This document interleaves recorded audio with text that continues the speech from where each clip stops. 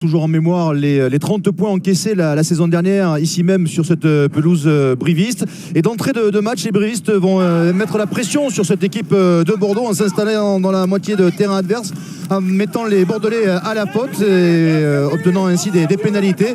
Enzo Hervé, le demi d'ouverture de Brive, va évidemment en profiter pour passer 3 pénalités d'entrée pour permettre à Brive de mener 9-0 et même 12-3 dans cette première période. On sait que les brivistes sont généreux depuis le début de cette saison, parfois un peu trop, comme ici Lobjanidze sur ce plaquage sur Dubié qui va écoper d'un carton jaune. Les brivistes vont se retrouver en infériorité numérique pendant 10 minutes à 14 contre 15. Les Bordelais vont évidemment en profiter pour revenir dans ce match face à cette équipe de Jean-Baptiste Péjoine, avec cette combinaison en touche et Scott Nguimbotam qui va aller derrière la ligne pour marquer le premier essai de ce match, son 3e essai cette saison. La combinaison avec Douéba qui trouve Lucu, le demi de mêlée dans l'alignement, et Nguimbotam qui va derrière la ligne pour marquer le premier essai de ce match qui permet à Bordeaux de se rapprocher à 2 petites longueurs des brivistes qui ne mènent plus que 12-10 alors qu'il restait 5 minutes à jouer dans cette première période. Mais 3 minutes plus tard, la réaction des brivistes avec cette touche à proximité de la ligne, le ballon porté,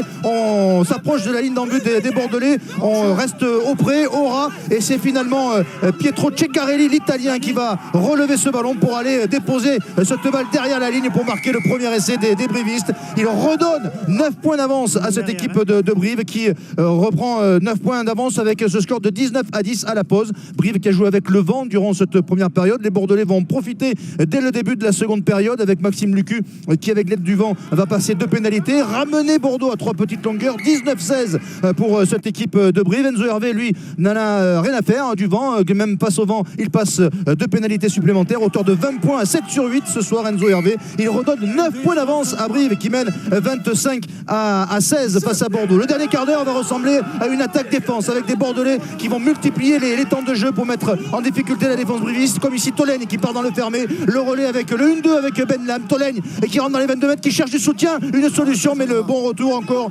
de la défense briviste qui plie mais qui ne rompt pas. Occasion ratée par les Bordelais. Le chrono tourne en faveur de cette équipe de Brive. Frédéric Charrier encourage les Bordelais, mais à l'image de cette action avec un ballon arraché par Nicoli, c'est la défense de Brive qui prend le dessus régulièrement face à l'attaque bordelaise.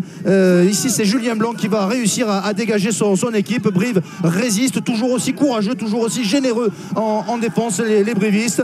L'équipe de Brive qui va finir par craquer devant le regard inquiet de Christophe Furios avec cette touche récupérée sur lancé adverse par les Bordelais. On est à 7 minutes de la fin de cette rencontre. Tolègne est stoppé, mais le ballon est conservé par les Bordelais. Bordeaux qui s'approche de plus en plus d'une première défaite en 2021. Kolashvili qui rentre dans les 22 mètres.